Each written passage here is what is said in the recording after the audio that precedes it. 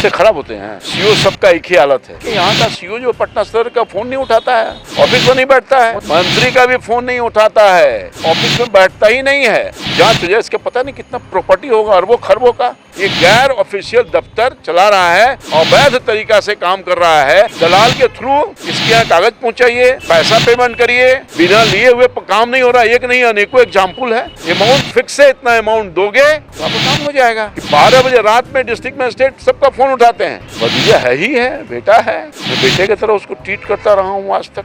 नमस्कार, मेरा नाम आलोक है, आप लाइव स्ट्रीम देख रहे हैं। हमारे साथ बीजेपी के सांसद रामकृपाल यादव हैं। आज इनसे बात करने में इसलिए पहुंचे हैं क्योंकि एक तस्वीर है जो काफ़ी वायरल हो रही है। तस्वीर देखिए किस तरीके से बिहार के उप मुख्यमंत्री तेजस्वी यादव के साथ लंबे समय के बाद मुलाकात हुई। देखिए क्रियान्वयन जो समिति होती है, जिला का जो कार्यक्रम होता है, उसकी बैठक थी जिसमें जिलाधिकारी खुद मौजूद थे पटना के, और तमाम जितने जनप्रतिनिधि हैं, चाहे वो एमएलए हों, एमपी हों, सभी मौजूद थे। और पटना ज़िले के ही प्रभारी मंत्री हैं तेजस्वी यादव, सूबे के स्वास्थ्य मंत्री हैं, उप मुख्यमंत्री हैं, पथ निर्माण मंत्री हैं, कई सारे विभाग हैं।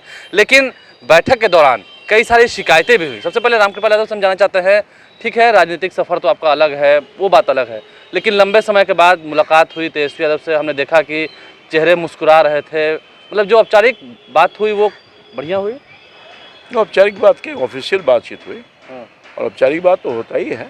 जब मिले हैं तो औपचारिक बात तो कुछ होती है। मतलब रिश्ते ठीक हैं, रिश्ते खराब होते हैं। डिफरेंट पॉलिटिकल पार्टी के अलग अलग कार्यकर्ता होता है तो अलग है, अपना व्यक्तिगत संबंध तो रहता ही रहता है। कल हम लोगों ने सुना, अखबारों में भी देख रहे हैं कि आप लोगों ने साफ साफ कह दिया उस मीटिंग में कि जो जिले के सीईओ हैं वो फ़ोन तक नहीं उठाते हैं। लोगों का काम क्या करेंगे? सच्चाई है। आप मानते हैं सच है ये? बिल्कुल 100% सही बात है कि यहाँ खास तौर पर सीईओ सबका एक ही हालत है। पूरे पटना का सीईओ, पूरे बिहार का सीईओ कहिए, आप देख ही रहे हैं, रोज पकड़ा भी जाए, सब परेशानी हो रही है। इस तरह से निरंकुश, खास तौर पर पटना सदर का जो सीईओ है वो इतना निरंकुश है कि उसके बारे में मतलब जितना कहा जाए वो कम होगा। और मैं, मेरे कहने के पहले ही माननीय मंत्री जी जो पटना के ही हैं, लंबे काल से वो जनप्रतिनिधि हैं, बिहार सरकार के मंत्री हैं, उन्होंने इस पीड़ा दर्द को बयां किया कि यहाँ का सीईओ जो पटना सदर का फ़ोन नहीं उठाता है, ऑफिस में नहीं बैठता है, मंत्री का भी फ़ोन उठाता है, मंत्री का भी फ़ोन नहीं उठाता है, ये मंत्री जी ने कहा, और ऑफिस में बैठता ही नहीं है।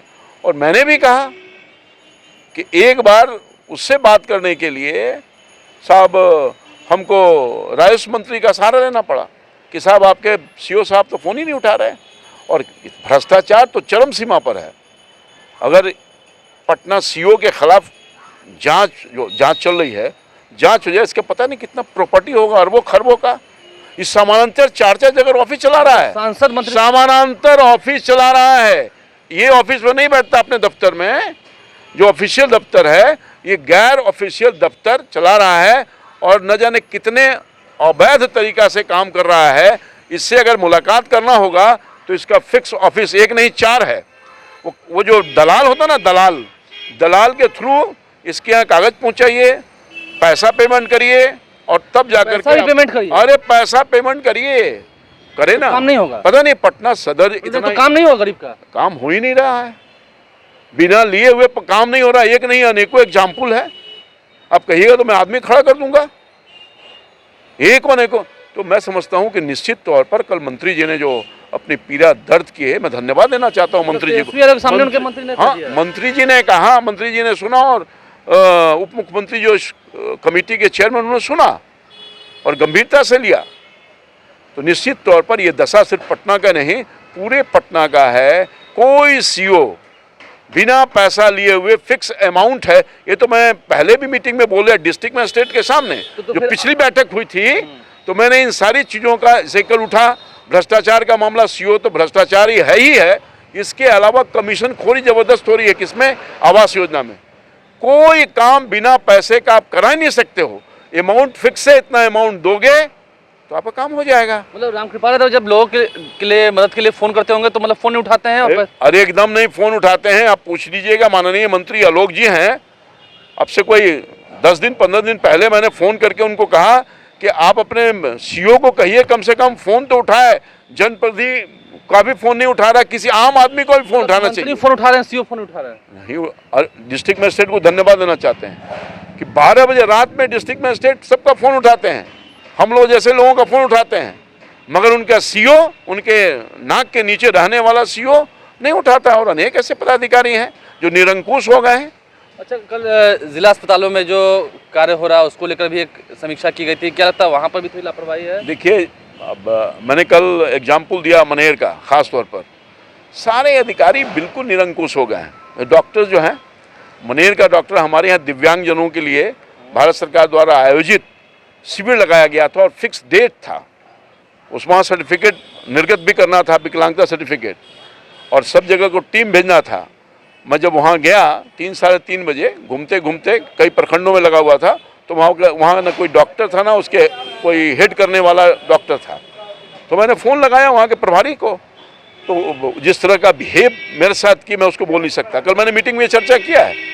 तो इस तरह का हिसाब किताब है। अब कहीं चले जाइए, डॉक्टर का अपसेट मिलेगा। वो तो स्वास्थ्य मंत्री भी हैं जिनको आपने कल बता दिया। इसीलिए तो मैंने कहा, माननीय स्वास्थ्य मंत्री जो कहा, 5 महत्वपूर्ण विभाग देख रहे हैं, जन सरकार से जुड़ा हुआ है, पब्लिक हित की से जुड़ा हुआ है, और सबके लिए सब लोगों ने बात कही, हम लोगों ने अपनी बात रखी। चलिए, ये तमाम बातें तो हुई। अंतिम सवाल फिर वही, लंबे समय के बाद मुलाकात हुई, तेजस्वी यादव को कितना भी तो भतीजा का रिलेशन है शुरू से आपका।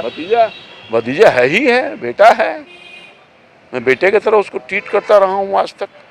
आशीर्वाद दिया आपने, कहा बिल्कुल आशीर्वाद देंगे, क्यों नहीं देंगे। अच्छे काम, मैंने कहा भी कि साहब नया दायित्व का निर्वहन करिए, पटना जिला को जो महत्वपूर्ण जिला है उसको विकास की धारा से जोड़िए और पूरे बिहार में आप अपना काम करिए, मेरी शुभकामना है। देखिए, तो तेजस्वी यादव को आशीर्वाद भी दिया, सलाह भी दी, हकीकत क्या है ज़मीनी धरातल पर ये भी बताया तमाम लोगों के सामने। उस मीटिंग में क्या हुआ, जो जिला कार्यक्रमों के कार्यान्वयन का जो बैठक होता है उसमें क्या कुछ छन के निकल के आया है, ये आपने सुना है, रामकृपाल यादव ने बताया है। और अभी भी शिकायत कर रहे हैं, सीओ लगता है डीएम से भी ऊपर है, देखना होगा, पैसा लेते हैं, प्राइवेट ऑफिस है, अपने सरकारी ऑफिस में नहीं बैठते हैं। क्या क्या इल्ज़ाम लगा रहे हैं, खुद सांसद हैं, जनप्रतिनिधि हैं, लोगों की तकलीफ को सुना रहे थे। मीटिंग में भी बताया है तेजस्वी यादव के सामने, तमाम जितने पटना के जनप्रतिनिधि थे, चाहे वो विधायक हों, एमपी हों, सभी के सामने सुना आपने क्या कुछ मीटिंग के दौरान हुआ है। हमारे चैनल को सब्सक्राइब कर लें, साथ साथ फेसबुक पेज भी लाइक करें। धन्यवाद।